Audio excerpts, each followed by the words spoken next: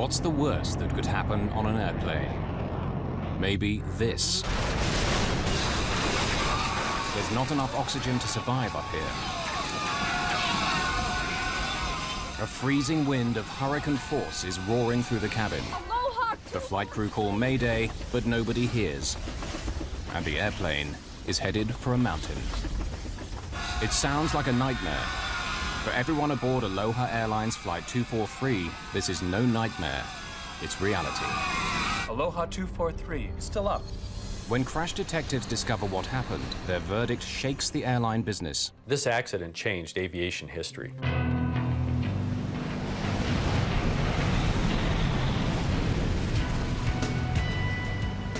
Some people choose to trespass in that narrow space between life and death.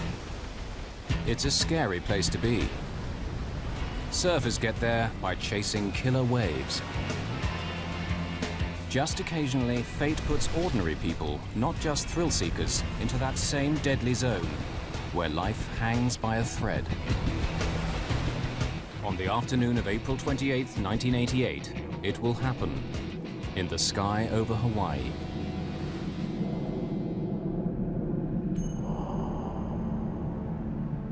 At 1 p.m., Aloha Airlines Flight 243 is preparing to depart. A Boeing 737 is on the tarmac at Hilo Airport on Hawaii's Big Island, the southernmost of the Hawaii chain. Flight 243 will be just a 35-minute hop to Honolulu on the island of Oahu. Serving the islands means that Aloha works its airplanes hard. They make short flights, but plenty of them. This airplane has been shuttling between the islands since early morning. It'll be its 9th flight today. For the flight crew, it's a routine they've followed for many years. Aloha 243. Roger. We're anticipating. Captain Bob Schornsteimer has been flying for 11 years with Aloha Airlines. Roger. His first officer, Mimi Tompkins, is hoping for promotion to captain after almost 9 years with Aloha. Did you hear any more about... Each of the flight attendants has a long service record too, but none so long as Clarabelle Lansing, known to everyone as just CB. Well, Mr. Kiner, welcome. Always good to see you, CB. You fixed some good weather for us. Smooth all the way. You bet. She's been flying for 37 years, since before the days of the first jet airliner. Let me help you with this. Oh, yeah. CB is the boss in the cabin, first flight attendant. Michelle Honda, a 14-year veteran, is number 2. Jane Sato Tomita has served 19 years. This is one of the most experienced crews you'll find, in an airplane that's been crisscrossing Hawaii's islands safely for 19 years. Circuit breakers. It's made more than 89,000 flights. On this day, only one other 737 in the entire world beats that record. Checked. Passengers have no reason to doubt they're in safe hands. Until one passenger, Gail Yamamoto, sees something that makes her pause. But what is it she's concerned about? And how worried should she be? Do I say something? Patricia Aubrey lives in Hilo, but has an appointment today in Honolulu. At first, she opts for the very front of the airplane, in row 1. But somehow she feels uneasy and decides to move further back. She chooses a free seat in row 17.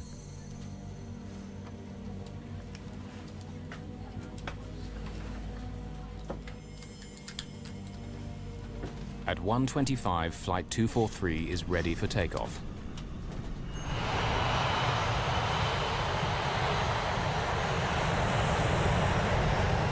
This airplane often rattles and shakes on takeoff and landing, but it's something the crew and regular passengers have grown used to. What's there to worry about?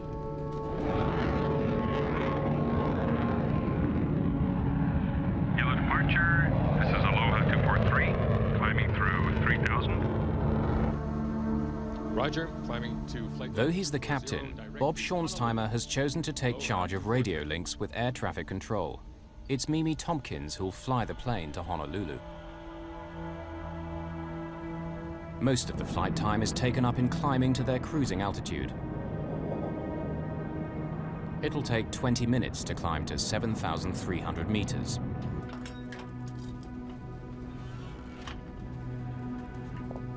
For many passengers, soaring high over the Pacific is all part of the daily routine.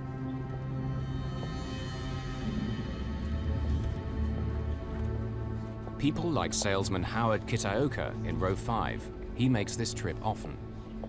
When you've seen the view 100 times, 35 minutes is precious time to catch up on paperwork.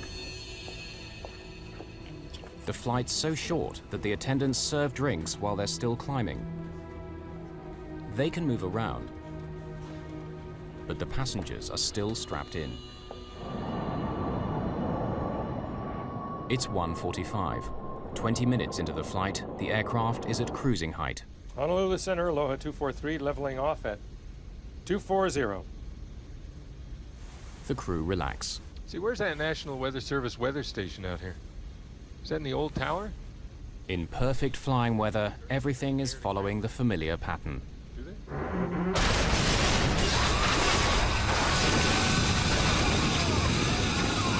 What's that? How to get down? We've lost pressure. I saw a brilliant flash of light and boom. Everything was being sucked out of the plane. Here's what's happened. An explosive decompression has torn away 35 square meters of fuselage. We were in a tremendous blast of wind. The wind blast was unbelievable. A mass of things just went whoosh out the plane. You know, hair was up here. Everybody was in their seat except the stewardesses. I saw the stewardess get smashed down in the aisle. I could see her hair blowing and I could see blood, but that's all I could see of her. Jane Sato Tomita has been struck by debris at row 2. Michelle Honda has been thrown to the floor at row 15. There's no sign at all of CB Lansing. I will take control column. I can't hear you! Only seconds have passed since the explosion. The wind noise makes it impossible for the flight crew to communicate. Move back I there. can't hear you! We've lost pressure. Now, for the first time, they gain a sense of what's happened. Visible over a mound of tangled debris, there's blue sky where the airplane roof used to be. The first 5 rows are now completely exposed to the sky on both sides of the plane. The initial threat of being sucked out is past since the airplane's now completely depressurized. But passengers are still in danger. My seatmate was flopping out outside the aircraft because at that point it was just the floor and no walls or seating. And so I grabbed him. The cold and oxygen deprivation are both potentially deadly. Just imagine the scene up there. The top of the airplane broken off. The passengers don't have any ability to get supplemental oxygen because the critical tubing that feeds that oxygen is now gone. And at 24,000 feet, with very little to breathe up there, the passengers become incapacitated. That's called hypoxia. If you stay up at that altitude for any prolonged period of time, you become more and more physically disabled. With the top of the airplane gone, you now have 300-mile-an-hour winds blowing into that cabin. That's 3 times hurricane-force winds. Those people were dressed for Hawaii in the springtime, not minus 50-degree temperatures. Any period of time at 24,000 feet, and those people will die. High above the Pacific Ocean, an extraordinary drama is unfolding. An explosion at 7,300 meters aboard a Boeing 737 bound for the Hawaiian island of Oahu tears 35 square meters of fuselage from the airplane, exposing passengers to the sky. The cabin is depressurized with no emergency oxygen supply. Unless they rapidly reach a lower altitude where they can breathe again, the passengers will die. Captain Bob Schornsteimer takes over command of the aircraft from First Officer Mimi Tompkins. He begins an emergency descent, dropping 1,200 meters per minute, its speed now increasing to more than 500 kilometers an hour. As the aircraft hurtles down, passengers face a new terror. Wreckage blocks their view of the cockpit, and when the airplane split apart, the nose dropped down by around 1 meter. The plane is held together by just the narrow floor beams. The floor was buckling up, and you could tell the plane was bending in the middle. Michelle Honda can't go forward far enough to see whether the pilots are alive or dead. She tries to make contact via the intercom. Can anyone hear me? The wires are severed. As she struggles forward to try to reach the cockpit, she gets asked the one question she can't answer. Do we have a pilot? I don't know. Do we have a pilot? I do not know. Can you fly a plane? The terror of those on board can only be imagined as she asks the one question no airplane passenger wants to hear. Can you fly a plane? Michelle Honda was coming up and cupping her hands and yelling in everyone's ear individually, "Can you fly a plane?" I was like, what? You know, get out of here. Is the pilot gone too? You know, because you couldn't tell if there was anybody up there. Do you know how to fly a plane? No! First Officer Mimi Tompkins tries to alert air traffic control at Honolulu. Recordings from the cockpit voice recorder, the black box, analyzed later by accident investigators, provide a dramatic record of exactly what took place.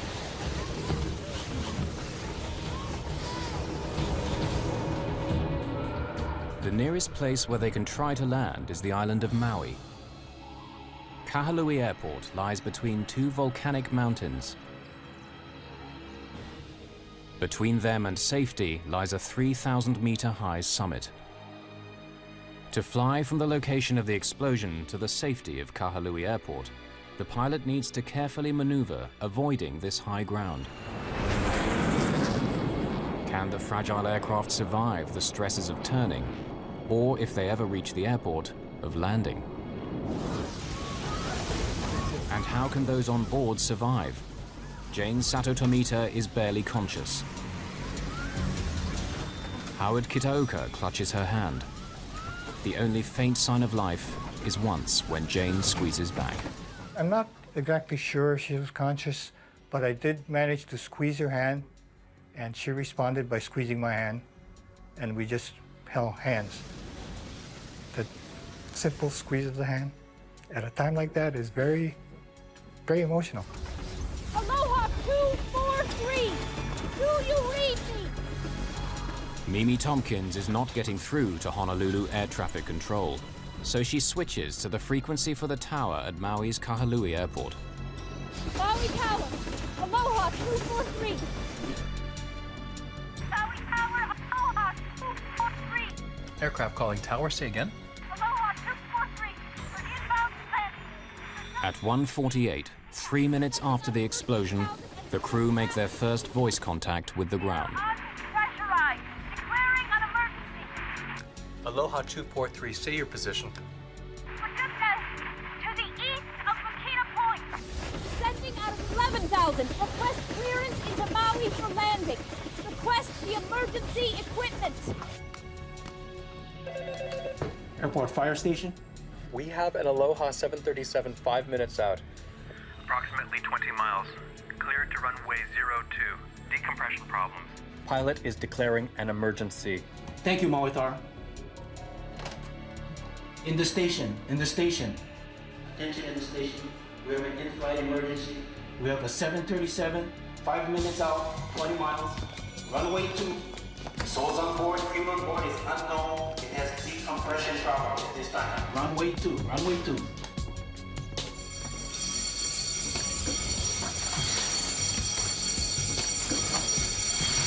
Aloha 243.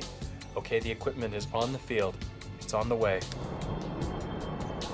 At 3,000 meters, flying west of the mountain, the pilot slows the aircraft and as gently as possible begins the right-hand turn towards Kahului.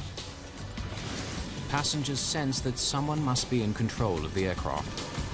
I've had some training as a pilot, and we were wings level. It wasn't in a dive or a roll, it was wings level. At that moment, I thought, we have a chance. Meanwhile, those on the ground are unsure about what kind of crisis they're facing. It's a small airport. An airliner in trouble will test the fire crew's experience. For the air controller, it's hard to hear the airplane at all. Just to verify again, you're breaking up. Your call sign is 243. Is that correct? Or 244. Aloha 243! Aloha 243! Aloha 243. Plan straight ahead for runway 02. I'll keep you advised of any wind change.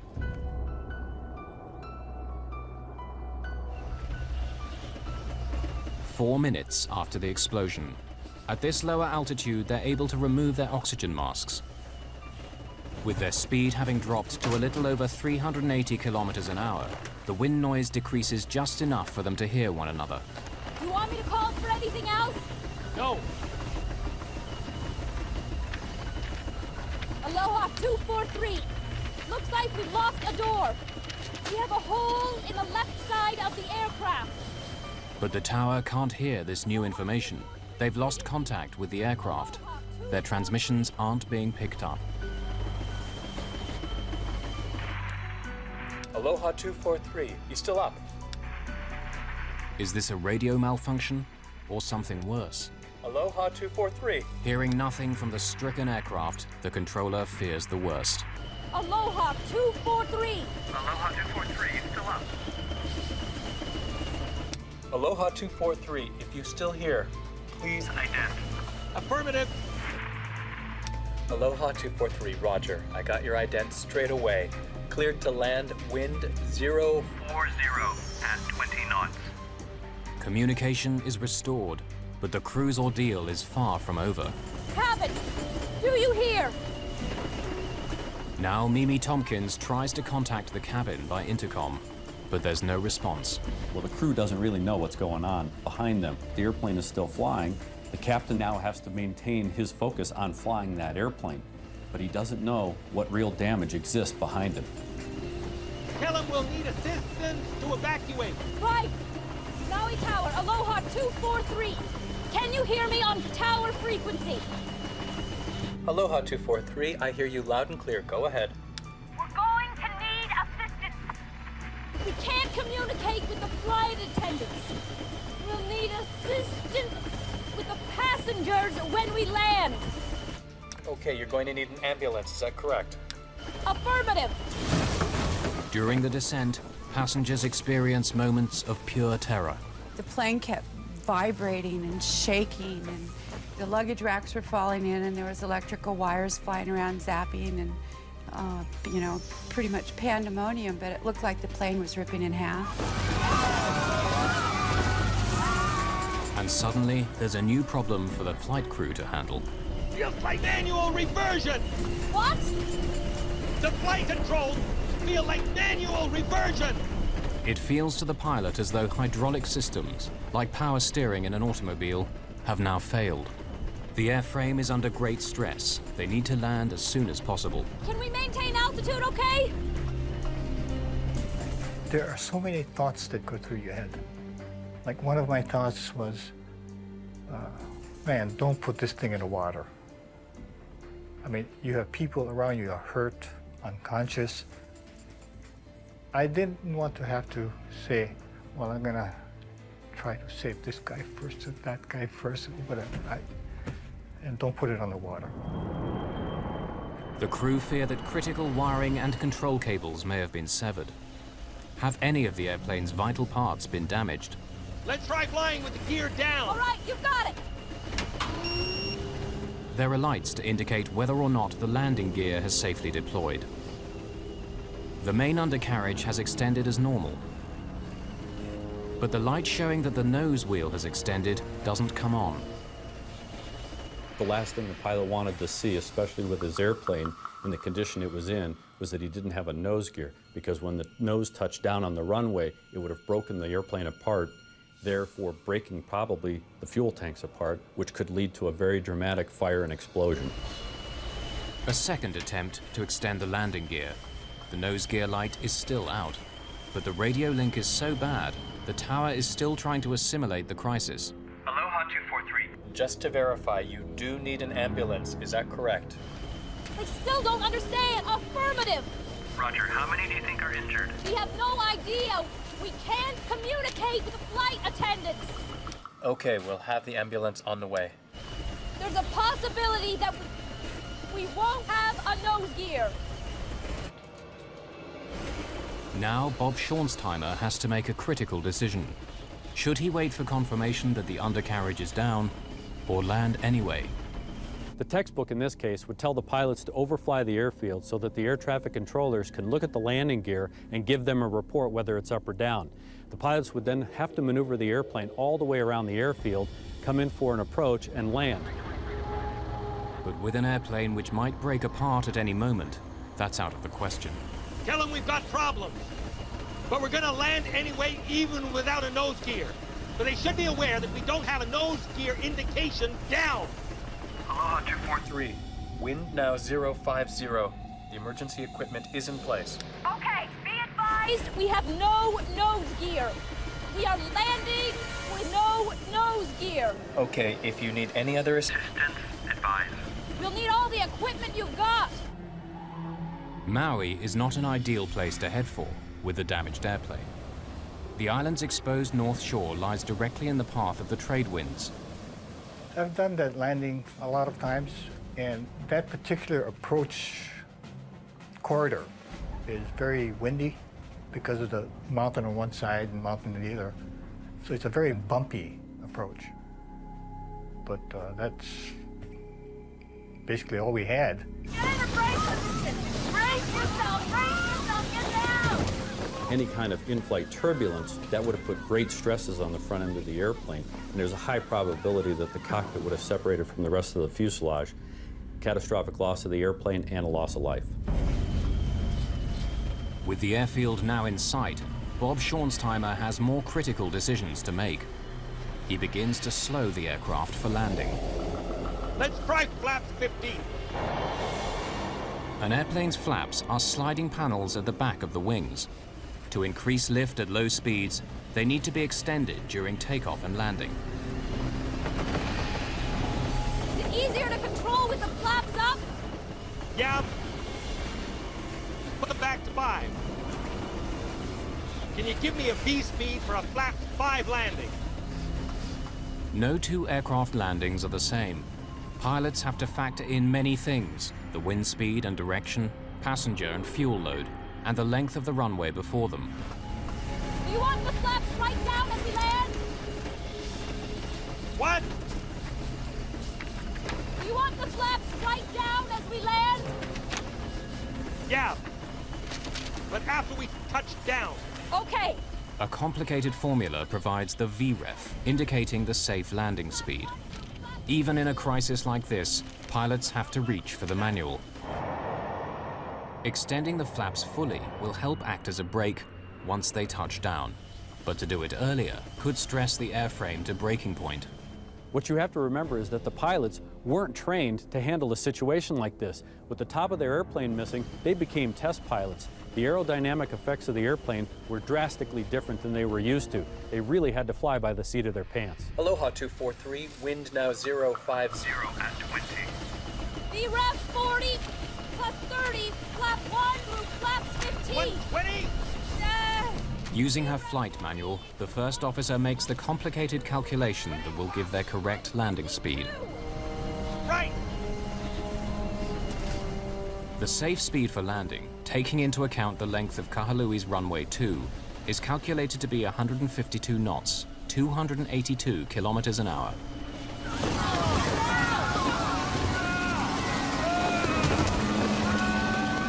As the airplane slows, it becomes much harder to control. And so the pilot has to make another crucial call.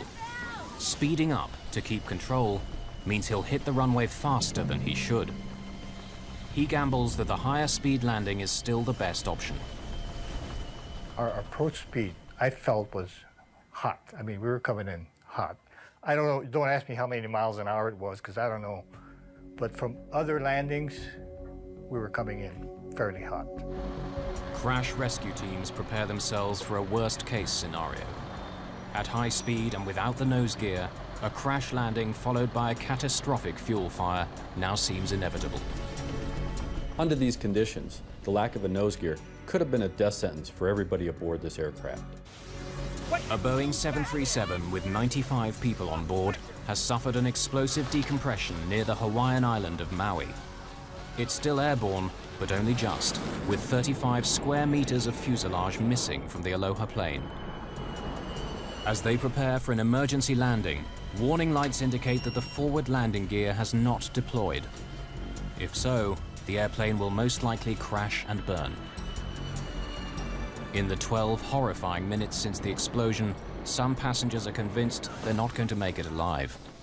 I thought he was going to go in the water, and I was eaten by sharks. And then we saw the mountain, and I didn't think we were going to make it over it. I just knew we were going to crash into that mountain.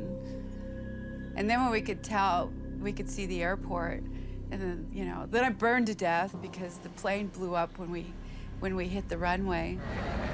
Suddenly, the news the pilots have been praying for. The gear is down. Inform Colwyn Command, the gear is down. Okay, thanks. Aloha 243, just for your information, the gear appears Down. The gear appears down. Want me to go to flaps 40? Help you? No, on the ground. The crew have had to make life or death decisions. In the next few seconds, they'll find out whether they're the right ones. Michelle Honda cradles her injured colleague as the critical moment approaches. Passengers comfort one another in what may be their last moments alive. A woman that was sitting next to me, and her husband, he was on the other side in the next row up, and she was next to me, and they were reaching their hands out, and they were trying to touch fingers to say goodbye. That was a really touching moment for me. It was when I really knew I was going to die, because they were saying goodbye to each other. What gave me the most comfort was knowing that my wife and my kids knew what I felt. That was great comfort. I didn't need to tell them anything further, that I love you, or, you know, I worry about you, because I felt that I had already said that.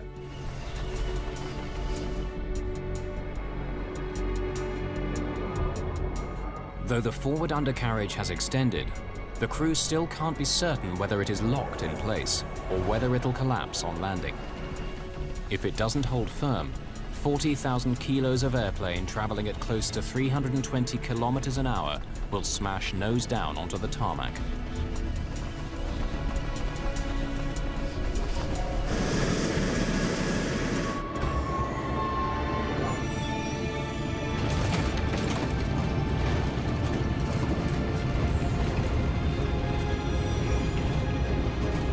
One reverse. Okay. Thrust reverser.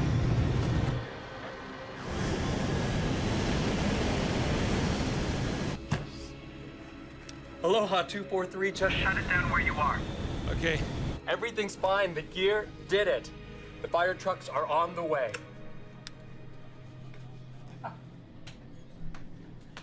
Okay, shut it down.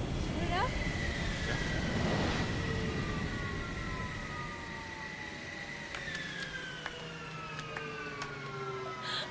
Oh, God.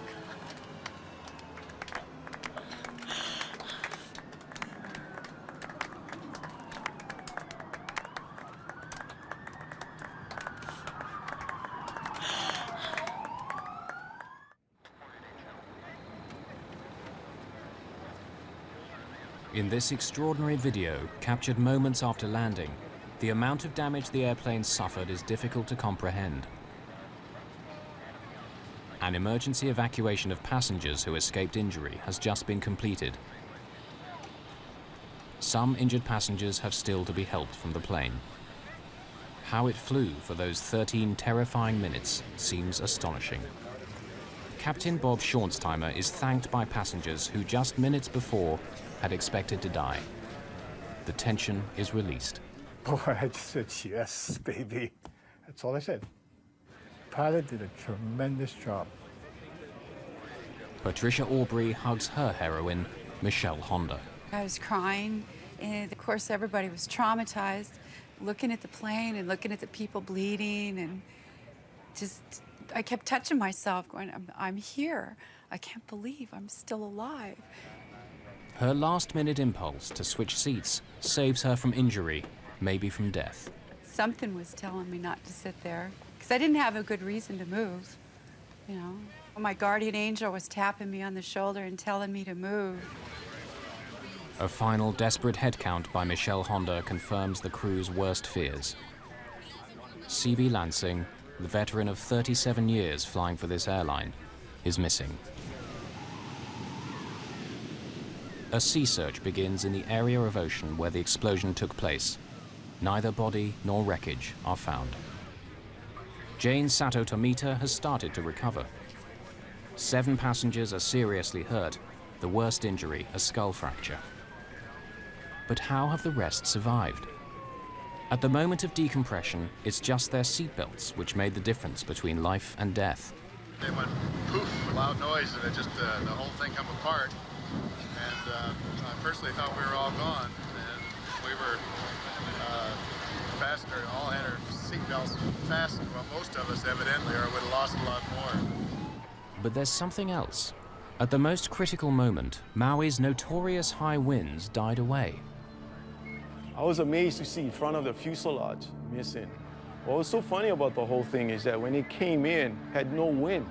Yeah, I believe if you did have that wind, the aircraft wouldn't have made it. It would have split into 2 pieces. And it's a miracle. It's very much a miracle. This is one of the most remarkable flying events in history. No airplane has ever landed with this amount of damage. The only thing that was holding the forward section cockpit to the rest of the fuselage were the floor beams. Basically, they were hanging by a thread. From a close study of the fuselage, crash investigators tried to determine how the airplane's structure remained in one piece. The critical factor proves to be the precise location of the explosion. The thing that saved them was that because the damage was across the top of the airplane, as the nose tried to bend down, these members through here are in tension, and it kept them in line, it kept them straight. So even though it was almost ready to break off, the structure was still strong enough here to keep it together. If this damage had been along the bottom, and the nose is trying to bend down this way, the structure would have been, this similar structure would have been in compression, and it would have buckled, and the nose would have certainly come off. So it was fortunate that the damage was across the top. How does the roof of a jet airliner simply blow away? The U.S. National Transportation Safety Board, NTSB, is tasked with discovering what happened. Investigators pull the airplane's records, something like an automobile service history, and suspicion falls right away on the airplane itself. The best evidence for what happened, the missing fuselage section, is now lying at the bottom of the Pacific Ocean. But by carefully piecing together the clues they do have, investigators hope to solve one of the most spectacular accidents of all time. In the 38 years since its launch in 1967, more than 5,000 737s were sold. Somewhere in the world, a 737 takes off every 5 seconds. The accident airplane was number 152 off the production line, delivered in May 1969. The airplane was designed for a 20-year service life and 75,000 flights. This one had exceeded that number, though many were of short duration. Its fuselage was under constant stress because of pressurization. The fuselage of the airplane is actually breathing. It expands and contracts depending on altitude. When it's on the ground, it's in a contracted status. When it's at altitude, 24,000 feet, the fuselage expands. So the airplane is constantly cycling. That's pressurization. That will weaken the structure over a long period of time. And given the history of this airplane being a very high cycle airplane, that probably had something to do with weakening the structure of the fuselage. With thousands of 737s taking to the skies each day, investigators need to be certain what made this one burst apart. An Aloha Airlines Boeing 737 bursts apart in mid-air over Hawaii. After 13 extraordinary minutes in the air, it makes an emergency landing on the island of Maui. Investigators need to discover what caused this spectacular incident. In Washington, D.C., Jim Wildey is one of the NTSB team who worked the case. His expertise as a metallurgist proves crucial. I got a call about 2 in the morning, in the middle of the night, from my boss, and there had been an accident in Hawaii. They were putting the team together. I hopped on a plane and went to Hawaii. He takes samples from the remaining fuselage and back in the lab discovers something barely visible to the naked eye. Hairline cracks like this, beside the holes where rivets had been. Figuring out how those cracks came to be there means going back to basics, to the way the Boeing 737 was put together. Airplanes are built from many separate panels. Where they overlap, they're bonded together by a powerful adhesive known as epoxy. Rivets hold the panels tight together while the epoxy sets hard. On the Aloha airplane, there's telltale discoloration inside the overlapping joints. Here is the vital clue. You can see now where the dark material is the epoxy that was used to bond the 2 layers of the lap joint together. The white material you see here is corrosion damage of the aluminum fuselage skin. So the original intent was that the stress that's trying to pull one skin away from the other skin piece, the stresses would go through the bonding and not through the rivets. Of course, as this thing becomes disbonded, now the rivets themselves are loaded, and especially this top row of rivets, and this is the row of rivets we think that had the fatigue cracking in it that led to the eventual opening of the roof structure on the Aloha 737 airplane. The files reveal that Boeing warned airlines, including Aloha, of problems with some early 737s. If the epoxy isn't applied at exactly the right temperature, if the panels have moisture or dirt on them, the bonding can fail. In warnings and service bulletins, some issued over 15 years earlier, Boeing spells out the danger. The Hawaii climate with humid and salt-laden air helps corrosion to occur. But instead of grounding airplanes for a nose-to-tail examination, Aloha has inspectors make occasional checks, often at night, when those on duty are least alert, working under artificial light. Those tiny cracks escape detection. These cracks go unrepaired, and now you have an airplane that is a ticking time bomb. There are other problems. Boeing's service bulletins and what are called airworthiness directives issued by the Federal Aviation Administration are often difficult to understand. Airworthiness directives are very complex and read like a legal document. Aloha needed to have someone who could read that document and interpret it into plain English for the mechanics, the wrench turners. That never happened. An airplane that has been worked so hard, serviced by mechanics who don't fully understand the briefings, is a recipe for disaster. Investigators now believe they know why the airplane burst open, but they don't yet know how. I was flying back from Hawaii to Los Angeles, and while I was in the air, I got a message that that we needed to interview this passenger who had apparently seen a crack as she was getting on the accident flight. You saw something as you got on this airplane, which you pointed out to your roommate. Cynthia Johnson. Yeah, Cynthia. Yeah. Talk me through it. What did you see? What I saw was to the right of the door, where the paint was white. Well, it was a crack. It was like, not a hole exactly, but the metal on top had come away from the metal below. I was going to tell the flight attendant, you know, but they were busy and we had to take our seats. Well, yeah, you figured, you know, they know what they're doing. It's their airplane. I didn't want to make a fuss or anything. No, absolutely.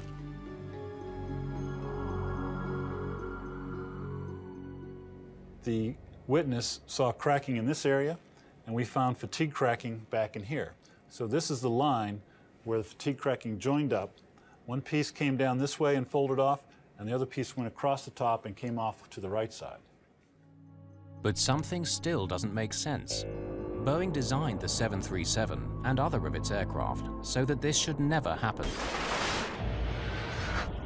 Every 10 inches along the airplane are what are called tear straps inside the fuselage to strengthen it. If a tear begins, it should only reach the next strap before shooting off at a 90-degree angle. Though there's a hole in the aircraft, it acts like a safety valve.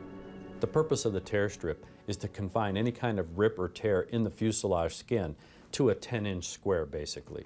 If you allow it to propagate beyond this 10-inch square, you could then compromise larger sections of the fuselage and cause a blowout. The 10-inch square allows a controlled decompression and confines any structural damage to a very small area. So why has the safety valve failed here? The NTSB believe there were so many cracks in the fuselage that they simply joined together, running right through the tear straps. The Aloha airplane was kind of unique in a couple of ways. The way it was operated was with very short flights, so you had large numbers of these pressurization cycles, and stress was going on and off on these rivet locations. And secondly, with the disc bonding, all this stress is now going through the rivets, and that led to the linking up of these cracks and then the roof coming off the airplane. But is that the final answer on what happened to Flight 243? A new theory claims to shed fresh light on those dramatic events.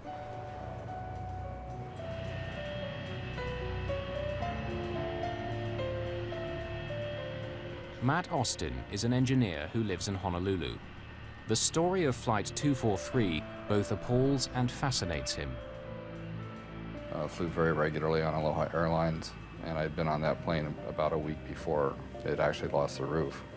You could tell that something was loose in the airplane. It's just like when you're in an old car and you hit a bump, you can hear the rattles in it that you won't hear in a new aircraft. In this case, when the aircraft landed, there would be noises and rattles you wouldn't hear on the newer aircraft. He begins his own investigation, scrutinizing the 4,000 pages of evidence and photographs gathered during the official inquiry. I am an expert in explosion dynamics and how pressure vessels explode, what causes them to explode, which way the cracks run as they're coming apart. In the case of the Aloha accident, the main focus from the aeronautical industry was they were looking at it as an airplane structural failure, whereas I analyzed it from the point of view of a pressure vessel failure. As he reviews the evidence, one question keeps recurring. Why is CB Lansing sucked out of the aircraft and not her colleague Jane Sato Tomita? Jane was further forward than CB at the crucial moment. Jane was at row 2. CB was at row 5. The NTSB believes the roof separation began near row 3. Passenger testimony gathered shortly after the incident suggests that CB Lansing was sucked upwards and to the left, but not forward. I was on the aisle, on the right. So I look up from my magazine, I see a pair of legs go up and out on the left, just back of first class. From where I was, if the nose was 12, this is at 11, yeah? Forensic evidence suggests another possible scenario. Michael Sweet, an ex-cop, is now a specialist in blood spatter analysis. By studying bloodstains at crime scenes, he can help put a killer behind bars or free the innocent. He examines official photographs of the 737 fuselage. This is a large photograph of the left side of the airplane. The front would be in this location. There's what we suspect to be a bloodstain pattern on the right beside the window, right here. Could this bloodstain be where CB Lansing's head impacted with the outside of the fuselage? The analyst believes so. Well, the fact that there are bloodstains on the side of this airplane suggests to me that the blood source in this case was momentarily trapped when it came into contact with the side of the airplane. If the flight attendant in this case was ejected outside of a gaping hole, I would expect her to disappear almost immediately and not leave any bloodstains on the side of the airplane. This analysis suggests only that she was trapped, but without explaining how or why. Matt Austin believes he has the answer. On April the 28th, 1988, a Boeing 737 owned by Aloha Airlines in Hawaii suffers an explosive decompression in midair. Amazingly, it lands safely with the loss of one crew member. Investigators blame metal fatigue due to poor maintenance. But a new and controversial theory has emerged, challenging at least part of the chain of events.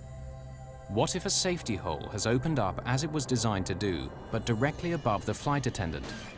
Matt Austin believes CB Lansing is sucked into the safety hole, momentarily blocking it.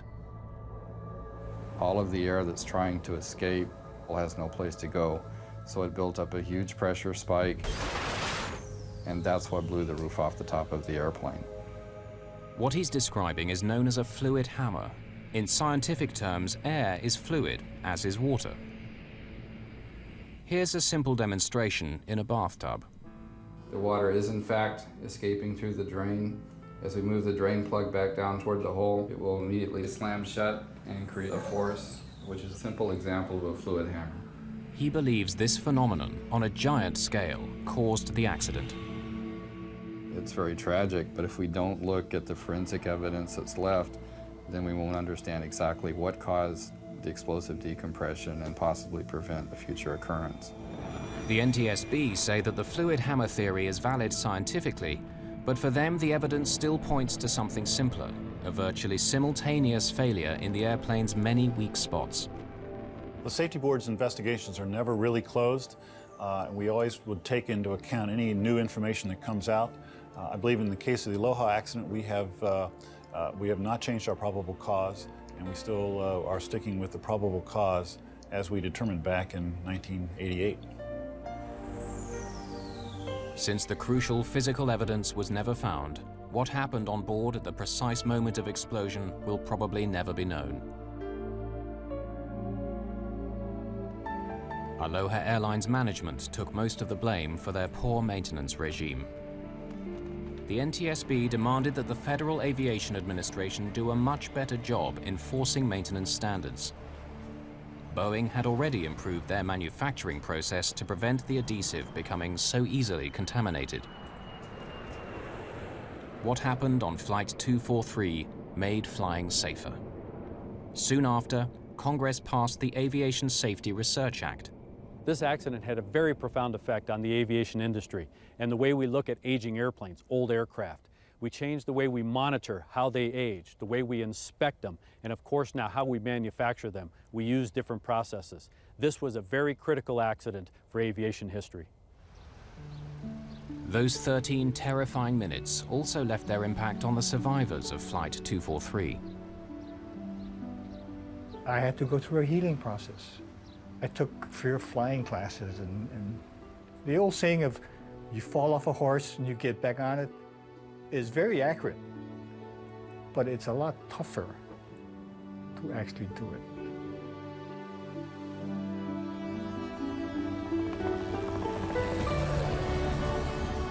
Patricia Aubrey had to find a way of dealing with the memories also. Her way was to revisit the same piece of airspace where the terror unfolded. I would go flying with my psychologist. You go through what they call desensitization, where you confront your fear and you just do it so many times that you can do it without having a bad reaction. Before that happened, if something bad happened to me, I'd go, I hate life. But I don't hate life. I can deal with it.